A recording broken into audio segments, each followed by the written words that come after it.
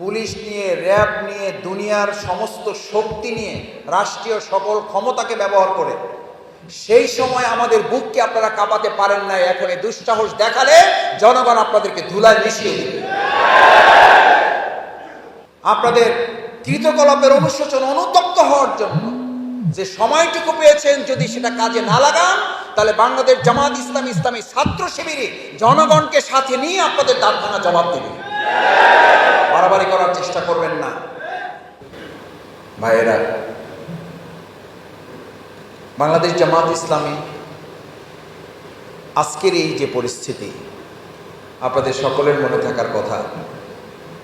আমরা ছোট ছোট করে প্রোগ্রাম করে আপনাদেরকে একথা মনে করিয়ে দেওয়ার চেষ্টা করতাম যে আমরা যদি এই পরীক্ষায় ধৈর্য ধরতে পারি এবং আল্লাহর কাছে নিজেদেরকে সুপর্দ করতে পারি, তাহলে অবশ্যই আল্লাহ তাআলা আমাদেরকে 3টা পুরস্কার দেবেন। কয়টা?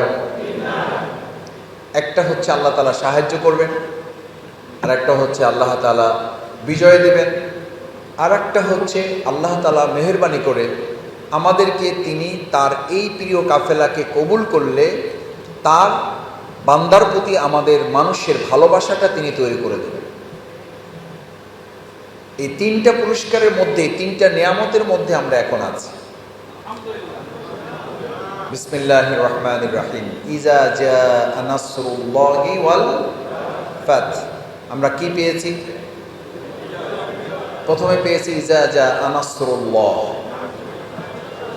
সাহায্যটা পার্শ্ববর্তী রাষ্ট্র থেকে এসেছে, পশ্চিমা বিশ্ব থেকে, উত্তরপাড়া থেকে, ঢাকা বিশ্ববিদ্যালয়, কার থেকে?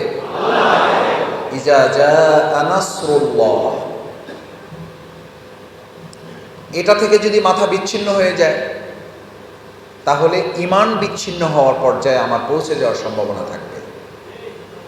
সুতরাং আমরা ব্যর্থহীন কণ্ঠে আজকে আল্লাহ সুবহানাহু ওয়া তাআলার দরবারে শুকরিয়া আদায় করতে চাই। আল্লাহ, ইজা জাআ নাসরুল্লাহ, সাহায্য আপনার কাছ থেকে এসেছে। আমরা আজকে থেকে দুনিয়ার সব কিছু থেকে বিচ্ছিন্ন হয়ে শুধু আপনার কাছে পৌঁছার জন্য আমরা চেষ্টা করব ইনশাআল্লাহ। এরপরে তিনি কি দিয়েছেন? ফাত। ইজা জাআ নাসরুল্লাহি ওয়াল ফাত। তার মানে বিজয়ের জন্য সাহায্যটা কার থেকে এসেছে? আর সাহায্যের জন্য, বিজয়ের জন্য আল্লাহ আমাদের কি করেছেন? সাহায্য করেছেন। তো যে বিজয়টা আমি পেয়েছি, এই বিজয়টা পেয়ে এখন কি আমার এটা বলা ঠিক হবে যে আসলে আমার 3.5 বছর জেল, আমার 87 দিনের রিমান্ড, আমার ব্যবসা হারানো, আমার চাকরি চলে যাওয়া, আমার দোকান বন্ধ হয়ে যাওয়া, আমার প্রমোশন, আমার ট্রান্সফার, এই সমস্ত কিছু মিলিয়ে কিন্তু আসলে আমরা এইরকম একটা জায়গায় পৌঁছতে পেরেছি। আমাদের এই সমস্ত কোনো কিছু আদৌ আল্লাহর কাছে কোরবানি হয়েছে, পেশ হয়েছে কিনা, কবুল হয়েছে কিনা, এটা আমরা কেউই নিশ্চিত নই। তবে আশা করি, আমাদের প্রত্যাশা যে সমস্ত কোরবানিগুলোকে আল্লাহ তাআলা কবুল করে আগামী দিনে এটাকে বর্ধিত করে কাল কিয়ামতের দিনে এটাকে নাজাতের উসিলা হিসেবে যেন তিনি কবুল ও মঞ্জুর করেন। আমাদেরকে আল্লাহ তাআলা এই দুটো নিয়ামত দেওয়ার পর তিনি ঘোষণা করলেন, ফি দীনিল্লাহি আফওয়াজা। 3টা কথা বলা হয়েছে, ফি দীনিল্লাহ। এরপরে তুমি দেখবা যে মানুষ আসবে একলা একলা না দলে দলে, মানবরচিত মতবাদের দিকে না দীনিল্লাহের দিকে। আপনাদের অনেকে জানতে চায় যে ভাই ঘটনা কি, জামাতের উপরে, ইসলামী আন্দোলনের উপরে মানুষের এত ভালোবাসা হঠাৎ বেড়ে গেল কেন? বলে না? বলে না? এই জবাবটা কখনো এইটা দিবেন না যে ভাই এই তো আলহামদুলিল্লাহ আমরা জেল টেল খাটছি, তো বুঝেন না, তারপরে আমাদের অনেক শহীদ টহীদ হয়েছে, নানান অত্যাচার, জুলুম, নিপীড়ন, যে মিছিল মিটিং আমরা করছি, এটা হওয়াটাই স্বাভাবিক। এটা জবাব হবে না। জবাব হবে ফি দীনিল্লাহি আফওয়াজা। এটা আল্লাহর বিধান, এটা আল্লাহর নিয়ম যে আল্লাহ যখন কোনো জাতিকে সাহায্য করেন এবং তাকে বিজয় দেন, তখন ওখানকার জনপদের লোকেরা আল্লাহর দ্বীনের দিকে ধাবিত হবে, মানব রচিত মতটাকে ধাবিত হবে না। এটা দেখে কোনো মানব রচিত মতবাদের গোষ্ঠী যদি হিংসায় জ্বলে, সেটার দায়িত্ব তাদের নিজেদের। জ্বলে লাভ নেই। বিধানটা জামাতের না, আমন্ত্রণটা ডাক্তার শফিকুর রহমান আমিরি জামাতের না, পলিসিটা জামাত ইসলামীর না, কেন্দ্রীয় নির্বাহী পরিষদের সিদ্ধান্তের বরকত নয়, ফায়সালাটা কার? আল্লাহ। আপনারা এতদিন ব্যক্তিগত টার্গেট করে মানুষকে নিয়ে আসতেন, ব্যক্তিগত টার্গেটে সহযোগী বৃদ্ধি করেছেন, ব্যক্তিগত টার্গেটে সুদী বৃদ্ধি করেছেন, ব্যক্তিগত টার্গেটে কর্মী বৃদ্ধি করেছেন, ব্যক্তিগত টার্গেটে রোকন বৃদ্ধি করেছেন। আর এখন সহযোগী হচ্ছে ব্যক্তিগত না, দলে দলে। কর্মী হওয়ার জন্য আমাদের দরজায়, উন্মুক্ত দরজায় আসতেছেন কর্মী হওয়ার জন্য, ব্যক্তিগতভাবে না দলে দলে। রোপণ হওয়ার জন্য আগ্রহ প্রকাশ করছেন, ব্যক্তিগতভাবে না দলে দলে। আলহামদুলিল্লাহ। আমরা বাড়ি যেয়ে বলবো আলহামদুলিল্লাহ। কার নেয়ামত? জানতে হবে কার? আল্লাহ। সেজন্য এই যে এত দলে দলে ভাইয়ের আজকে ইসলাম, ইসলামী আন্দোলনের প্রতি, বাংলাদেশ জামাত ইসলাম, ইসলামী ছাত্র শিবিরের প্রতি, সর্বোপরি দ্বীনের প্রতি মানুষের, আমাদের ছাত্র সমাজের স্লোগান উই ওয়ান্ট জাস্টিস। তারা কি চায়? কি চায় তারা? তারা জাস্টিস চায়। জাস্টিস মানে কি? ন্যায় বিচার। আচ্ছা, আপনি বলেন, আমাদের এই শিক্ষিত ছেলেরা, আমাদের এই কলিজার টুকরা সন্তানেরা উই ওয়ান্ট জাস্টিস, ন্যায় বিচার চেয়েছে চিৎকার করে, গলা ফাটিয়ে, এবং সেটার জন্য জীবন দিয়েছে। তারা কি এটা না জেনে দিয়েছে যে ন্যায় বিচার ইসলাম ছাড়া অন্য কোথাও পাওয়া যায় না? এটা কি না বুঝে দিয়েছে না বুঝে দিয়েছে? বুঝে দিয়েছে। এবং ইসলামের মাধ্যমে উই ওয়ান্ট জাস্টিস বাংলাদেশে বাস্তবায়িত হবে।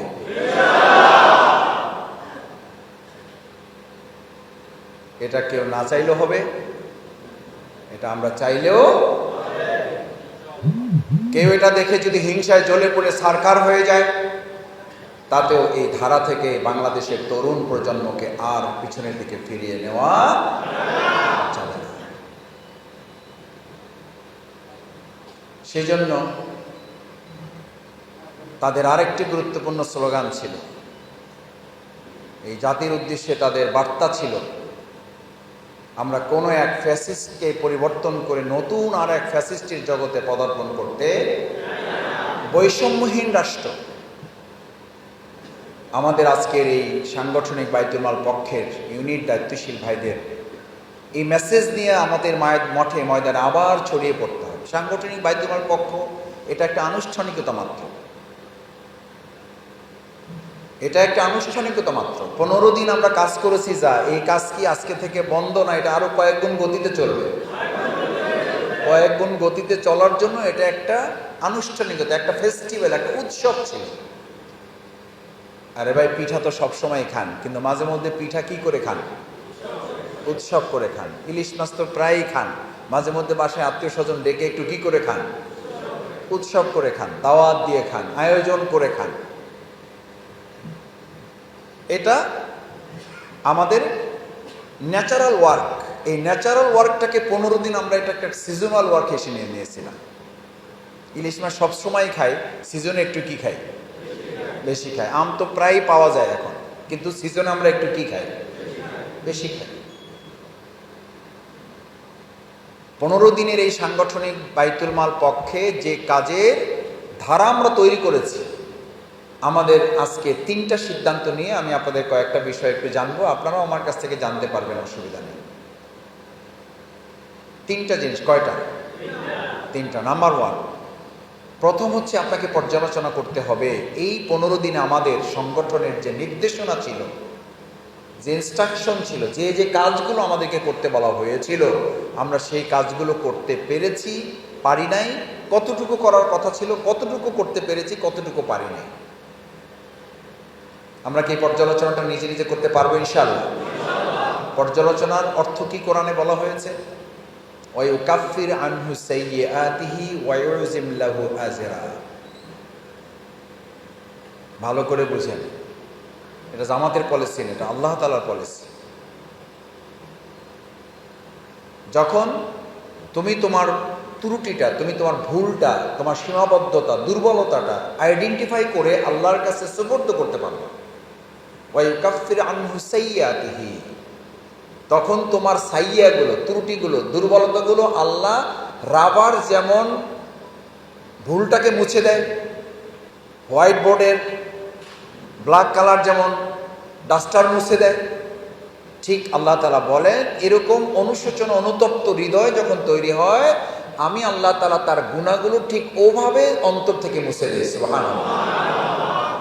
তাহলে আমরা প্রথমে আমাদের এই 15 দিনের কাজের একটা পর্যালোচনা নিজে নিজে জায়গায় থেকে, আমার ঘুমের মধ্যে আমার ঘুমাতে যাওয়ার আত্মসমালোচনা যে সময়টুকু করে আমি এখান থেকে যদি উদ্ধার হতে পারি, ওয়ায়ুজিম লাহু আজরা, আল্লাহ তাআলা তাহলে শুধু আপনার ভুলগুলো মাফি করে দিবেন না, আপনাকে আল্লাহ তাআলা একটা গুরুত্বপূর্ণ মর্যাদাপূর্ণ একটা পুরস্কার আপনাকে ঘোষিত করবেন। আমরা কি প্রত্যেকে যার যার জায়গা থেকে এই পর্যালোচনাটা করতে পারবো ইনশাআল্লাহ? দেখি ইনশাআল্লাহ। কি হচ্ছে তারা জানে বাংলাদেশ জামাত ইসলামী বাংলাদেশের অন্য সমস্ত দলের চেয়ে আমাদের সুন্দর শৃঙ্খলা এবং অভ্যন্তরীণ সৌন্দর্যটা অনেকের চেয়ে আল্লাহ আমাদের কি রেখেছেন। তাহলে এটাকে আমাদের মূল্যায়ন করতে হবে না? হবে না? পারবেন ইনশাআল্লাহ? ডায়াবেটিস মুক্ত ইনশাআল্লাহ। 2 নাম্বার হলো কি থাকবে না? প্রেশার। প্রেশার কি ভাই? 1 তারিখে রিপোর্টটা দিয়েন। কয় ভাই কাজ বাজ যা হয় রিপোর্ট তো তৈরি করতে পারি না। এখন আপনারাই ঠিক করেন, কাজ চান না রিপোর্ট চান? দেখেন বিরাট ব্যাপার। এটা আপনাকে কোশ্চেন করে, এটা ওই ভাইয়ের কথা শুনে দিচ্ছে। কাজ কিন্তু হয়েছে, রিপোর্ট তো ভাই করতে পারিনি। এখন আপনাদের কাছে কোশ্চেন, আজকে এখানে যে ইউনিট ভাইয়েরা আছেন, সভাপতি, সেক্রেটারি যারা আছেন, এই যে ফি দীনিল্লাহি আফওয়াজ আল্লাহ তৈরি করে দিয়েছেন। আগে আমাদের একটা ইউনিটে 5 জন 7 জন 10 জন নিয়ে সর্বোচ্চ আপনারা ইউনিটটা পরিচালনা করতেন। এখন এক একটা ইউনিটে ফি দীনিল্লাহি আফওয়াজ আর বরকতে এক একটা ইউনিটিকে 5 জন 7 জন না 30 জন 40 জন 50 জন হয়ে গেছে। হয়েছে না হয় নাই? আচ্ছা আপনি বলেন, একটা ইউনিট কি 30 জন 40 জন নিয়ে চলবে না এটা ভাগ হবে? ভাগ হবে। আজকে আমি আপনাদেরকে প্রেশার মুক্ত একটা ইউনিট গঠন করার জন্য 3টা কাজ আপনাদেরকে করতে হবে। কয়টা? 3টা। নাম্বার 1, যে ইউনিট আপনার এখন আছে সেই ইউনিটটা হবে আদর্শ ইউনিট। কি ইউনিট? আদর্শ ইউনিটের কিছু বৈশিষ্ট্য আছে, এটা জিজ্ঞেস করলে সবাই পারবে, কিন্তু কোনো একজনকে জিজ্ঞেস করে লজ্জা দিতে চাই না। নিজস্ব যে এখন সাংগঠনিক ইউনিটটা আছে, এই ইউনিটটাকে আমরা কি ইউনিট বানাবো? জোরে বলেন, কি ইউনিট? কি ইউনিট? আচ্ছা, আদর্শ ইউনিট হইতে হইলে সভাপতি আদর্শ সভাপতি হবে না দুর্বল সভাপতি? এখন আপনাদের পিছনে ফিরে যেতে হবে। সোনার বাংলা আগে না সোনার মানুষ আগে? সোনার মদিনা আগে না সোনার মানুষ আগে? এই যে দুর্বল হয়ে গেছে কিন্তু কণ্ঠ, কারণ বুঝতেছে যে কোশ্চেনটা কোথায় গিয়ে ঠেকবে। রাতে তো খাওয়া দাওয়ার ব্যবস্থা নেই। আহা, এই কারণে এই অবস্থা। নাস্তা হয়েছে? আলহামদুলিল্লাহ, তাহলে তো কণ্ঠ ভালো আছে। সোনার মদিনা না হওয়ার আগে যদি আপনি সোনার মদিনা কল্পনা করেন, তাহলে প্রেশার মুক্ত ইউনিট আগে নাকি প্রেশার মুক্ত দায়িত্বশীল আগে? আদর্শ ইউনিট আগে না আদর্শ সভাপতি আগে? আদর্শ সভাপতি সে হবে যে 5 বছর ধরে রোকন থাকবে, কিন্তু ইউনিটের সব আদর্শের কোটা পূরণ করবে, রোকন সে হবে না। কারণ সে সোনার বাংলা চায়, সে নিজে সোনার মানুষ হবে না, এই সিদ্ধান্তে সে অটল। সে চায় জামাত ইসলামী জান্নাতে যাক, তার জান্নাত অত জরুরি না। সে চায় বাংলাদেশ জামাতে জান্নাতে যাক, তার জান্নাত অত জরুরি না। এই বাংলাদেশ জামাত ইসলামী এবং জামাত ইসলামী এবং বাংলাদেশ এবং আপনার ইউনিটও জান্নাতে যাক, কিন্তু আপনার অত জরুরি না। এই পক্ষে যারা, তারা সবাই হাত জাগান, 2 হাত। কয়জন পাইছেন? আমি পাইছি কয়েকজন। আপনারা দেখার সুযোগ পান নাই, তার আগে নামাই ফেলছে ভয়ে, যে বাকিরা যেহেতু জাগাইতেছে না তাহলে আমি একটু বিপদেই পড়লাম। ক্যামেরায় কিন্তু ধরা পড়ছে, আমরা এটা ক্যামেরায় নিয়ে নিলাম, পরে চেক করবো ইনশাআল্লাহ। আমাদের দরকার কি জামাত জান্নাতে যাওয়া, বাংলাদেশ জান্নাতে যাওয়া না আমার? কিন্তু আমাদের ফিলিংসটা হলো জামাত জান্নাতে যাক, আমার যাওয়া হোক। যদি তা না হয় তাহলে আপনি কি করে কল্পনা করেন যে আপনার ইউনিট আদর্শ ইউনিট হবে আর আপনি 5 বছর ধরে কর্মী থেকে যাবেন? তাও নাকি ঠিক? আমি মাঝে মধ্যে বলি যে মাঝে মধ্যে ঠিক বলেন, তাহলে বাকি যা বলছে এগুলো কি ব্যাঠিক? এটা তো এক ধরনের আমাদের প্রতি ইনসাল্ট করা, যে ভাই বক্তৃতার বাকি অংশের ব্যাপার আমার কি আছে আপত্তি? এর জন্য ঠিক বললে প্রতি লাইনে লাইনে বলতে হবে, আর না হলে আমরা সিদ্ধান্ত নিলাম যে ঠিক পঠিত বলে গণ্য হবে। এবার আর ঠিক কেউ বলে না। তাহলে আদর্শ ইউনিটের জন্য প্রথম শর্ত কি বলেন? আবার বলেন। আদর্শ সভাপতি। এই আদর্শ সভাপতি আপনার মনে যদি হয় যে ভাই রোকন না হইয়েও আদর্শ সভাপতি হওয়া যায়, আমার কোনো অসুবিধা নেই। আর যদি মনে হয় যে না, আদর্শ সভাপতি হইতে হইতে আমি রোকন হয়ে যাচ্ছি এবং এটা আল্লাহর রহমত, তার নিয়ামত, তার সন্তুষ্টির এটা একটা মাধ্যম, লাকাদ রাদিয়াল্লাহু আনিল মুমিনিন ইয ইউবাইউনাকা তাহতা শাজারা, এই বায়াতের মধ্যে আল্লাহর রহমত, আনিল মুমিনিন সমস্ত মুমিনরা না, আল্লাহর রহমত, আল্লাহর দয়া, আল্লাহর করুণা, আল্লাহর সন্তুষ্টি মুমিনদের মধ্য থেকে ওই সমস্ত ব্যক্তির উপরে, আনিল মুমিনিন ইয ইউবাইউনাকা তাহতা শাজারা, যারা এই পরিস্থিতি উত্তরণের জন্য শপথের অন্তর্ভুক্ত হয়েছে। যদি এটা হয় তাহলে আজকে এখানে যারা আছেন রোকন যারা আছেন তারা এবার একটু হাত জাগান। রোকন যারা দেখছেন, তার মানে ডায়াবেটিস, প্রেশার, হাঁফানি, কাশি, সর্দি, জ্বর, এই সব নিয়ে আমরা এখানে হসপিটালে, এখন এটা আসলে সাইদ খোকন কমিউনিটি সেন্টার বলা যাবে না, এটা বলতে হবে আমরা এখন কোথায় আছি? হসপিটালে আছি। স্বাস্থ্যের দিক থেকে না, কোন থাকার দিক থেকে? ইমানের দিক থেকে। আল্লাহ তাআলা ইমানের দিক থেকে আমাদেরকে সুস্বাস্থ্যের অধিকারী করুন। ইমানদারদের জন্য স্বাস্থ্য সুস্থ থাকা জরুরি না? ইমান। এবার বিজ্ঞানের একটা কথা শোনাই, আপনারা বিশ্বাস তো হবে না, আপনারা জানেন, বিশ্বাসও করেন, হবে না বলছি এই অর্থে যে বাস্তবে তাহলে কেন মানব না। প্রিয় নবী মুহাম্মদুর রাসূলুল্লাহ সাল্লাল্লাহু আলাইহি সাল্লামকে সাহাবায়ে কেরাম জিজ্ঞেস করেছেন, ইয়া রাসূলুল্লাহ, মানুষের রোগ প্রথমত শুরু হয় কোন জায়গা থেকে? কোথা থেকে রোগটা শুরু হয়? রাসূল করিম সাল্লাল্লাহু আলাইহি সাল্লাম বললেন, প্রথম তার রোগটা শুরু হয় কোথা থেকে? কাল্ব, হার্ট থেকে, এখান থেকে শুরু হয়। এই জন্য ডাক্তাররা দেখবেন ওষুধ দেয়, প্রেসক্রিপশন লেখে, আর একই সাথে বলতে থাকে মনের দিক থেকে শক্ত থাকেন, ভালো হয়ে যাবেন। বলে না? বলে না? এই মন মানে কি? এইটা যা সুস্থ থাকে, আল্লাহ রসুল বলেছেন সাল্লাল্লাহু আলাইহি সাল্লাম, তার দোগ ব্যাধি কিছু হলেও আল্লাহ তাআলা ওটা পরীক্ষা হিসেবে নিয়ে তাকে সুস্থতা দান করেন। সুবহানাল্লাহ। তাহলে ইমানদারদের স্বাস্থ্য আগে অসুস্থ হয় না, তার কল্প আগে অসুস্থ হয়। আজকে আমরা সিদ্ধান্ত নিলাম দুনিয়ার প্রশ্নেও ভালো থাকার জন্য আমরা আজকে থেকে আদর্শ ইউনিট করার জন্য, আদর্শ সভাপতি হওয়ার লক্ষ্যে আমাদের কল্পটাকে আমরা সুস্বাস্থ্যের কল বানানোর জন্য আমরা বায়াতের অন্তর্ভুক্ত হবে ইনশাআল্লাহ। ইনশাআল্লাহ। আল্লাহ আমাদের হাতগুলো কবুল করেন।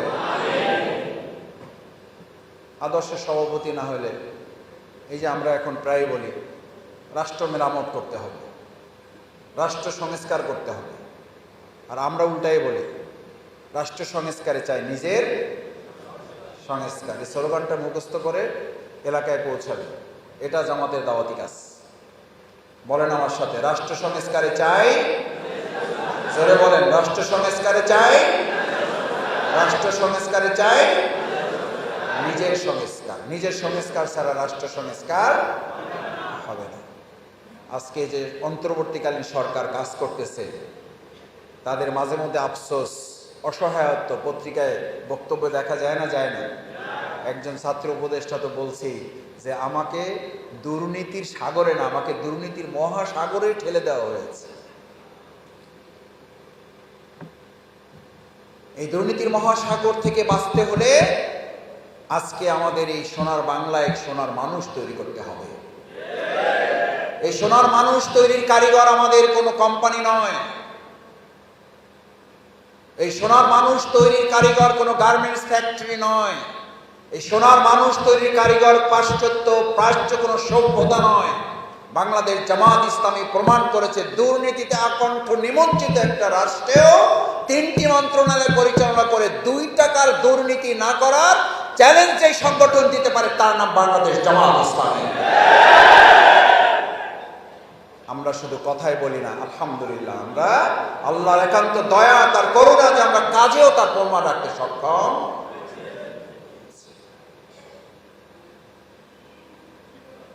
সুতরাং আমাদের শহীদেরা, আমাদের শহীদ আমিরে জামাত, ওনারা যদি জীবন বাজি রেখে এই সৎ দক্ষতা যোগ্যতায় তারা আদর্শের নমুনা পেশ করতে পারে, আপনি শুধুমাত্র নিজের মানসিকতা, নিজের সময়, শ্রম, মেধার কোরবানি করে আমরা কি বায়াতের জন্য নিজেকে কোরবানি করতে পারবো ইনশাআল্লাহ? তাহলে আদর্শ ইউনিট হইতে কোনো অসুবিধা নেই।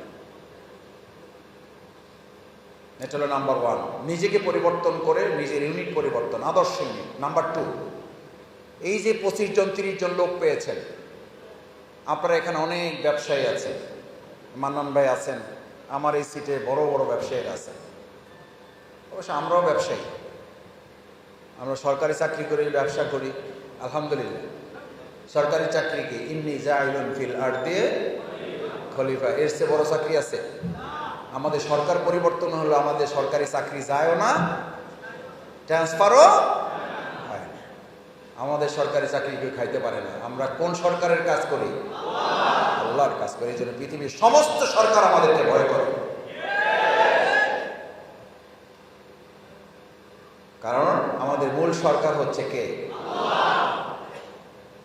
আমরা গণভবনকে যত না ভয় পাই, গণভবনের জন্য যত না প্রত্যাশী, বঙ্গভবনের জন্য যত না প্রত্যাশী, সংসদ ভবনের জন্য যত না প্রত্যাশী, ওটার জন্য যত না কাঙ্গাল, আমরা আমাদের সেই গভর্নমেন্টের যিনি মূল মালিক তার আরশে আজিমের জন্য আমরা তার চেয়ে অনেক কোটি গুণ বেশি জানা। গণভবন না পেলে আমাদের কিছু যায় আসে না, বঙ্গভবন না পেলে আমাদের কিছু যায় আসে না, সংসদ সদস্য ভবন না পেলে আমাদের কিছু যায় আসে না। কিন্তু আমাদের আরশে আজিমের সাথে সম্পর্ক দুর্বল হলে আমাদের যায় আসে। আর আরশে আজিমকে মাথায় রেখে যারা কাজ করে তাদের গণভবন, বঙ্গভবন আর সংসদ ভবন পর্যন্তই তাদের ঠিকানা না। আল্লাহ রাসূল সাল্লাল্লাহু আলাইহি সাল্লামের নির্দেশনা, সেই কথাটাকেই আল্লামা ইকবাল বলেছিলেন, গোটা পৃথিবী তো আমার, গোটা বিশ্বের মুসলিম আমি, সারাটি জাহান বেদেশি ঘর, গোটা পৃথিবী আমার। সেজন্য ব্যবসা যারা করেন, ব্যবসা যখন বাড়ে তখন অফিস বাড়ে না অফিস কমে? অফিস বাড়ে, খালি উদ্বোধন হয়।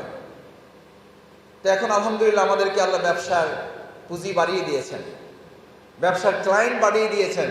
এখন ইউনিট বাড়বে না কমবে? 2 নম্বর কাজ হলো সাংগঠনিক ইউনিটটাকে বানাবেন আদর্শ ইউনিট, এখান থেকে বের হবে একটা সাংগঠনিক ইউনিট, মূল ইউনিট। ধন্যবাদ, জাযাকাল্লাহ খায়ের। বলতে পারবেন না একদম ওরকম বলি না, অ্যাটেনশন ডেভেলপ করার জন্য আছে এরকম ব্যানার। ভবিষ্যতে এই ব্যানার বাড়বে না কমবে? বাড়বে। আমরা ওই উদ্দেশ্যে করবো না, আমরা করবো ওই ভাইটাকে কি করার জন্য? তৈরি করার জন্য। কারণ ওই ভাইটা এমন আগ্রহ নিয়ে আসছে। সূরা আবাসা এই কথা রাসূল সাল্লাল্লাহু আলাইহি ওয়াসাল্লামকে বলা আছে না নাই? মুহাম্মদ সাল্লাল্লাহু আলাইহি ওয়াসাল্লাম, তুমি বিশিষ্ট ব্যক্তি আর সব সম্মানিত লোকদের নিয়ে ইসলামী আন্দোলন করবা, আর সাধারণ লোককে তুমি পাত্তা দিবা না, এই জন্য তোমারে পাঠানো হয় নাই। ওই সাধারণ লোকগুলোর মধ্যে এমনও কেউ থাকতে পারে যাদেরকে তুমি বেশি গুরুত্ব দিচ্ছ, তাদের চেয়ে বেশি ইসলামে ভূমিকা পালন করবে। সুতরাং সেই লোকদেরকে কাজে লাগাবো না লাগাবো না? তাহলে দাওয়াত ইউনিট একটা হবে। তাহলে কয়টা ইউনিট হবে বলেন? নাম বলেন। নাম্বার এরকম এলোমেলো, জামাত ইসলামে এরকম বিশৃঙ্খলা।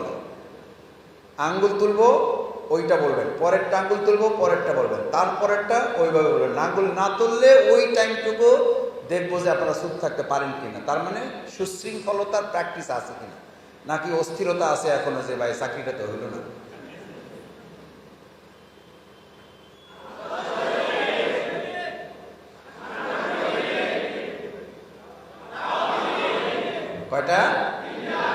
ইনশাআল্লাহ? এটা হবে সাংগঠনিক বাইতুল মালের পক্ষের কাজের পরবর্তী ধাপ। আমরা এখন থেকে এটা শুরু করে দিয়ে ডিসেন্ট্রালাইজেশন, বিকেন্দ্রীকরণ।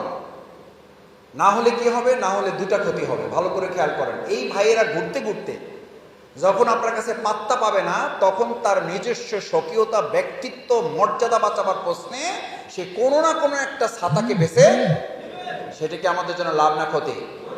শুধু ক্ষতি না, ওই ভাইটা মাঝামাঝি ছিল, মাঝামাঝি, কিন্তু এখন তো সে কোনো না কোনো একটা জায়গা বেছে নিয়েছে। কারণ তার দরকার তার ব্যবসা বাঁচানো, তার দরকার তার চাকরিটার নিরাপত্তা, তার দরকার তার ব্যক্তিত্বের সুরক্ষা, তার দরকার তার পরিবারের সুরক্ষা। ইনশাআল্লাহ আমরা সমস্ত নৈরাজ্য, বৈষম্য দূর করে এরকম নিরাপত্তার একটা রাষ্ট্র বানানোর জন্য এই সমস্ত আগ্রহওয়ালা ইসলামপন্থী লোকদেরকে দিয়ে আমরা একটা ইসলামী রাষ্ট্রের, শ্যাডো ইসলামী রাষ্ট্র হিসাবে এই ইউনিটগুলো আমরা তৈরি করবো ইনশাআল্লাহ। এই ইউনিট হবে আমাদের ইসলামী রাষ্ট্রের একটা ছায়া রাষ্ট্র। পারবেন ইনশাআল্লাহ? কারণ আমরা বৈষম্যহীন রাষ্ট্রের জন্য আন্দোলন করতে দেখেছি আমাদের ভাইদের জীবন দিতে দেখেছি, আমাদের ভাইদের হাত হারাতে দেখেছি, পা হারিয়েছে।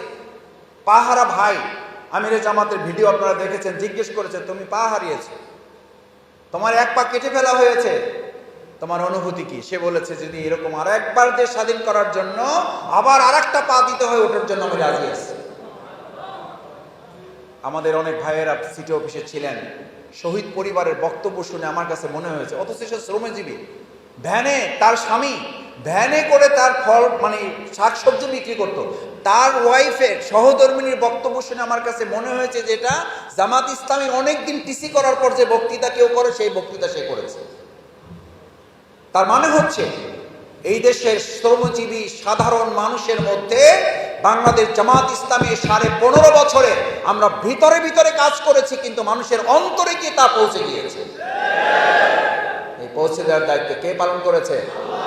আমরা বহুবার এই আয়াত তেলাওয়াত করে আপনাদেরকে শুনিয়েছি, অমা রমাইতা ইজ রমাইতা ওয়ালাকিন্নাল্লাহ রমা। তুমি যদি ছোট্ট একটা ঘরের মধ্যে 3 জন নিয়ে প্রোগ্রাম করো, আমরা বহুবার মোনাজাতে বলেছি আল্লাহ আমরা 3 জন নিয়ে প্রোগ্রাম করেছি, 5 জন নিয়ে বসেছি, 6 জন নিয়ে বসেছি, আল্লাহ আপনি চাইলে এটা 6000 মানুষের মধ্যে পৌঁছে দিতে পারেন।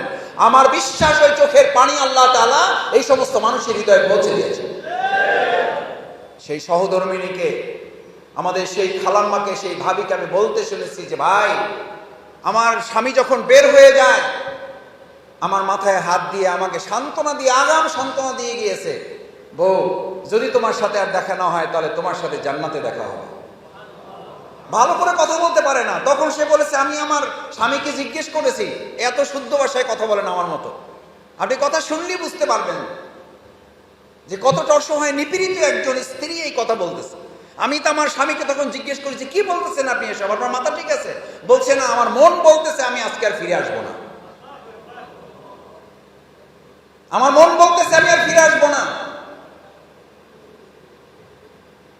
এই শাহাদাতের তামান্নায় উজ্জীবিত বাংলাদেশকে আগামীতে আর কেউ দাবিয়ে রাখতে পারবে না,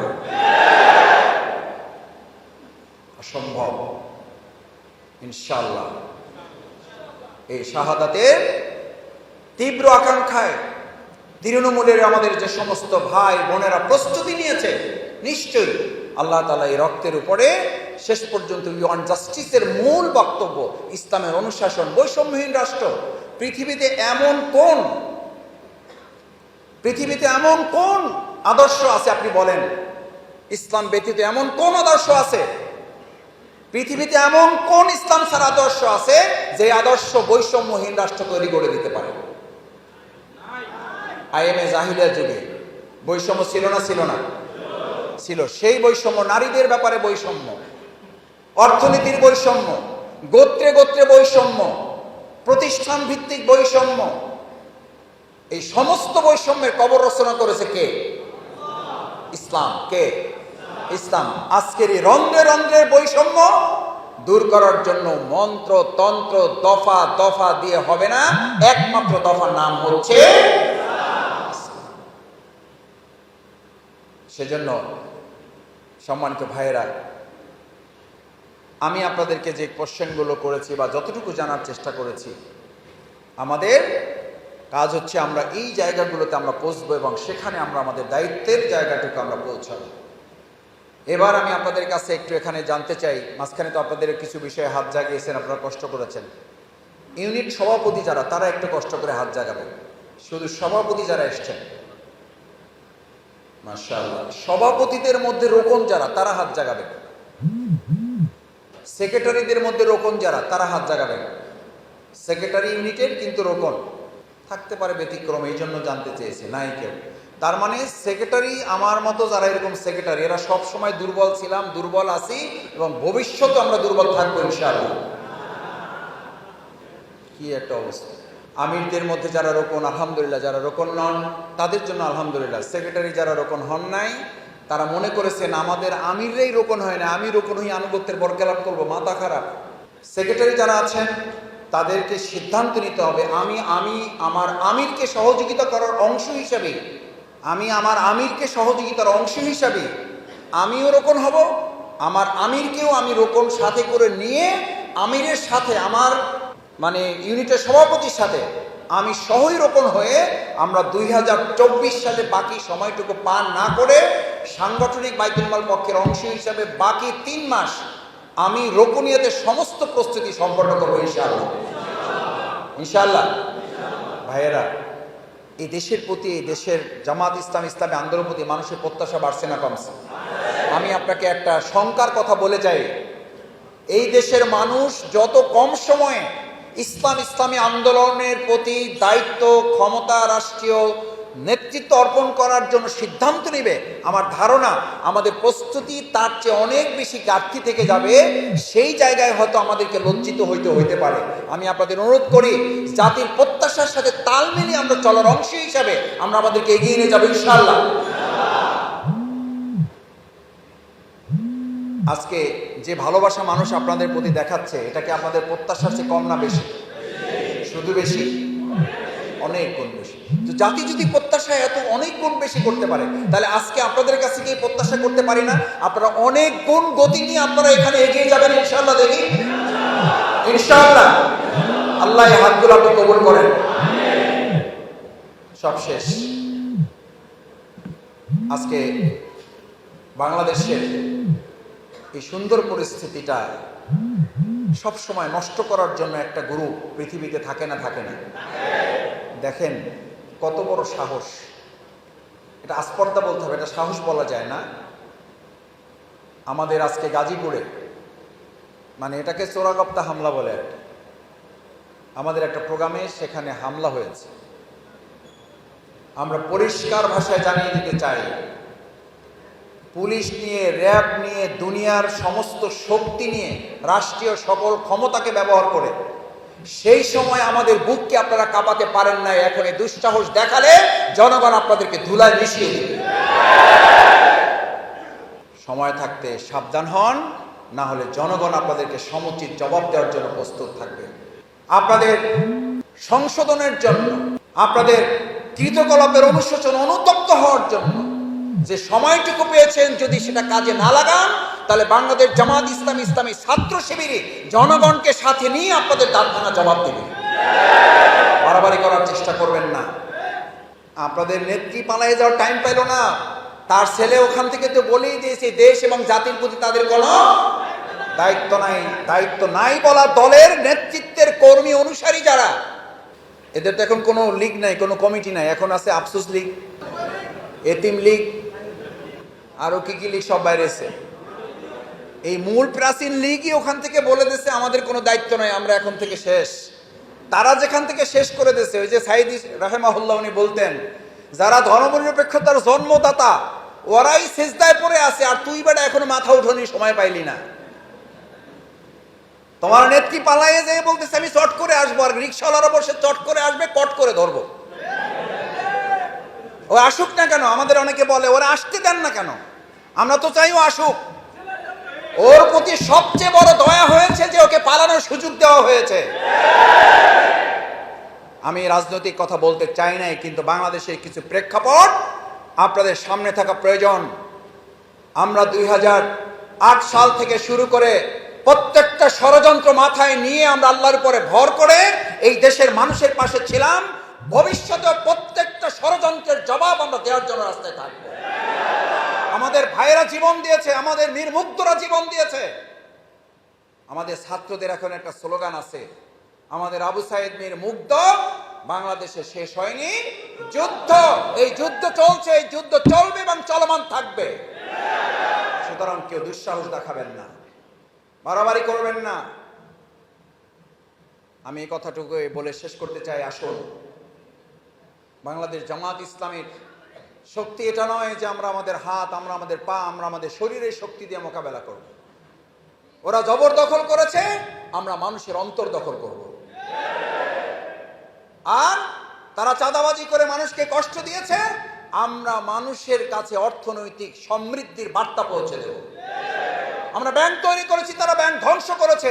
এখন তাদের কোন অনুসারী ব্যাংক নিয়ে ষড়যন্ত্র করছে। মনে রাখতে হবে, শহীদের রক্তে ভেজা অর্থনীতি নিয়ে সিনেমিনি খেলতে দেওয়া হবে না। অত সহজ নয়।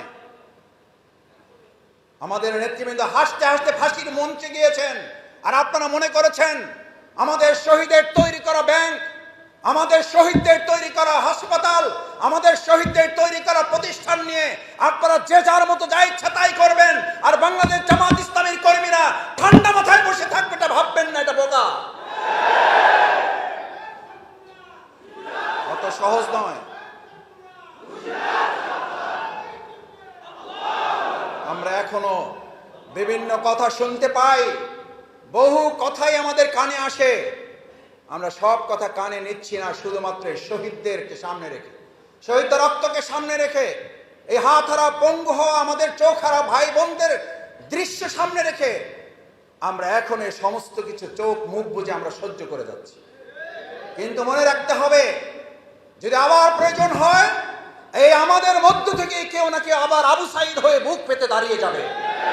আমাদের মধ্য থেকে এই মীর মুগ্ধের মতো করে কেউ বলবে, যদি সৎ মানুষের দরকার হয় আমি পানি বিলে গেলাম, আর সৎ মানুষ দিলার জন্য আমরা রাজপথে দাঁড়িয়ে গেলাম।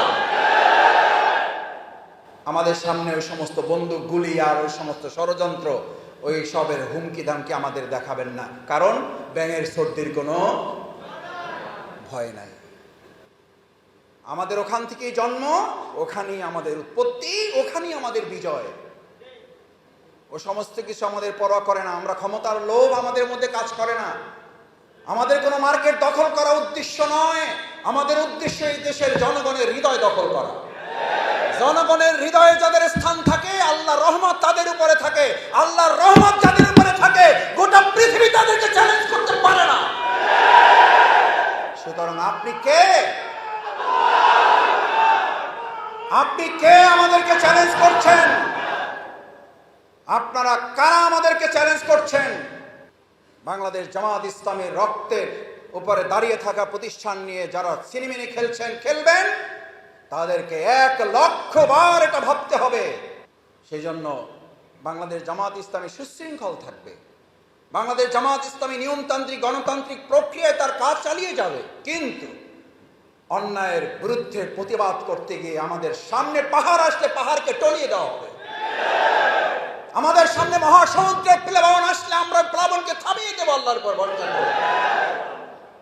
সেটার জন্য নিজেদের মধ্যে নৈতিক শক্তি, নৈতিক মনোবল, আদর্শিক শক্তিটাকে জোরদার করতে হবে। পারবেন ইনশাআল্লাহ? এটার নামই হচ্ছে আত্মগঠন, এটার নামই হচ্ছে মানোন্নয়ন, এটার নামই হচ্ছে ইউনিটটাকে শক্তিশালী করা।